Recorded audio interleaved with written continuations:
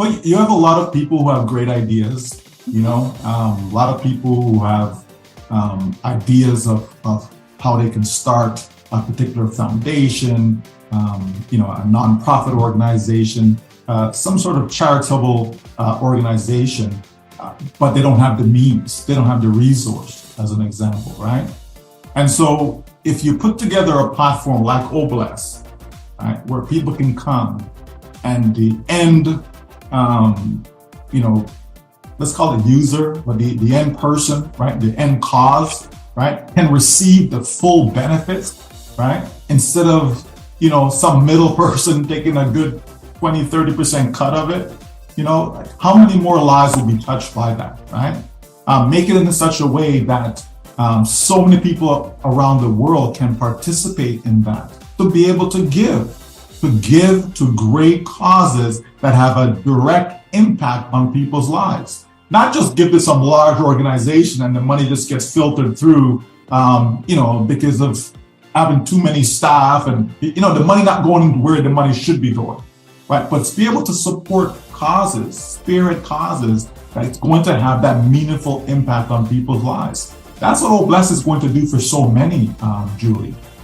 Provide an alternative for people. We see what happens on the various social media platforms, right?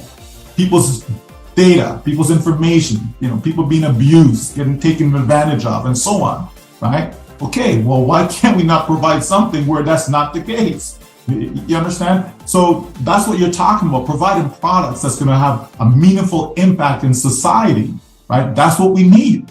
Okay, we're on this particular platform right now. People are paying thousands and thousands of dollars a month to use it based upon their needs. Well, why does it have to be that way, right? Why can't it be more cost effective, right? Are we just slapping a price on something just because we can, right? Or does the price, is that in alignment in trying to provide the best value to the consumers as best as possible? So it's all these different things, Julie. The same goes for like OCADemy, for e-learning, right? There's so many schools out there, so many individuals who need that. So instead of traveling from, India as an example, and have to go to the United States, to learn, why can't I just stay here in India and get the same information that I'm looking for, right here in my home in a nice, safe environment?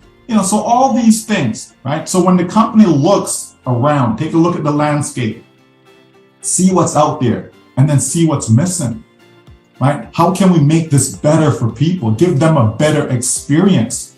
Consumers want to have a great experience, Julie, right? When consumers are purchasing products, they want that experience, to be good, not bad, right? Sometimes we're forced to use a particular service because there's no alternative or no real alternative, right? So you're kind of caught that way. But if you can provide people with real values that they can appreciate, they're going to be a loyal customer like forever. I mean, there's some people who will buy, you bring an iPhone out tomorrow and they'll line up around the building because they want it, right? And hey, 6 months later, you come up with another one and they're going to replace that one again and so on. I mean, that's someone who's loyal, Julie, right? They don't necessarily need it, but because of loyalty, they're going to go and get it, right? So, but you can create loyalty in a very, correct fashion, whereby you're not part of that corrupted society, right? You're not doing it and making people feel that, oh no, you need to get this. Because that's what happens. A lot of these sales are coerced, right? A lot of people are victim of, the mind, right? You play mind games with people run out and buy stuff that they don't even need, and they fill up their homes with a whole bunch of stuff that they just don't need. That's all part of the whole idea of just making money, as opposed to no, what you actually went and purchased is something that you're going to get a lot of value from. Okay, so you need it from that standpoint. That's where OnPassive is coming with its products, right? It's to be able to provide value to the marketplace. So when people come, they're going to love what they see. Speaking of OConnect, people will love OConnect. Do I love this platform that we're on? No. If you say tomorrow, okay, we're not going to use this, we're going to have a Skype meeting instead. Okay, no problem. Off to the next, right? Because I'm not in love with this platform. But when people see and start to use OConnect, they will love it, Julie. They will love it. That's going to make a huge difference. So we want to be able to provide products and services to people that they're going to fall in love with it and they'll stay a customer for life. That's what we will have here in OnPassive.